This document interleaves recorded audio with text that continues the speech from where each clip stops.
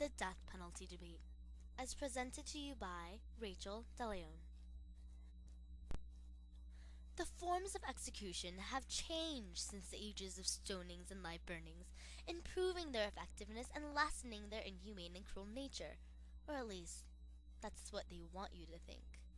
Contrary to that belief, however, you will see that capital punishment, however modernized, is just as cruel and unusual as it's ever been. In 1791, the Bill of Rights was ratified to include the Eighth Amendment, prohibiting any form of cruel and unusual punishment. Nevertheless, capital punishment, or the death penalty, is universally accepted and practiced even at present day.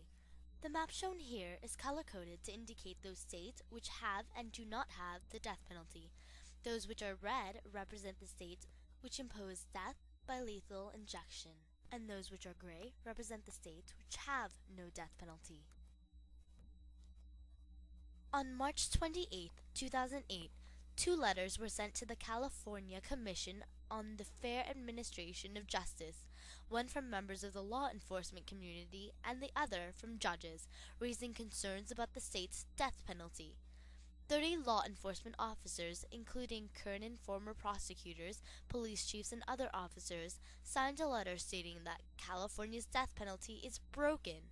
The letter cites multiple reasons why the state's death penalty system is not working, such as excessive costs of capital cases, the risk of wrongful convictions, and the stress placed on victims' families.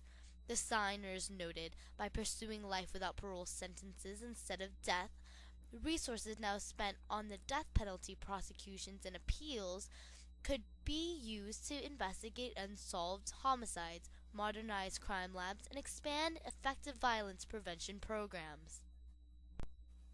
There are many reasons to abolish capital punishment, one being the mere possibility that a verdict may be unjust, which would present a moral dilemma. There is no basis on which the state should be given the right to play the maker and claim the existence of a human life, especially since there have been many cases recorded in which the accused was sentenced to death, later to be found innocent of the crime which that same individual had been sentenced to death because of. Experts say wrongful death sentences are built on similar circumstances. Police who use coerced confessions or questionable eyewitness identifications, prosecutors who exploit false testimony or inaccurate scientific evidence, jurors who are tainted by prejudice, judges who are out for headlines, and suspects who are easy marks because of their race, criminal background, or inability to afford a good lawyer, and sometimes even mental illness. And here are the statistics. Because of mistakes and a lack of efficiency, the death penalty is losing the confidence of the American public. According to a new poll by RT Strategies, almost 40% of the U.S. population believe they would be excluded as jurors in capital cases, and a strong majority, 58%, believe it is time for a moratorium on the death penalty while the process undergoes a careful review. A 1995 Hart Research poll of police chiefs in the U.S. found that the majority of chiefs do not believe that the death penalty is an effective law enforcement tool.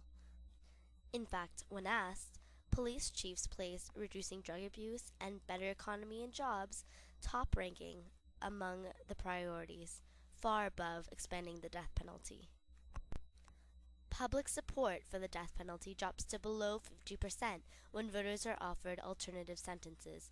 More people would support life without parole plus restitution to the victim's family than would choose the death penalty. Over the years, support for the sentence of life without parole as an alternative to the death penalty has steadily increased, to the point where now the country is evenly split on capital punishment. In 1994, only 32% favored life, with 50% favoring death. In 2006, support for life without parole has grown to 48%.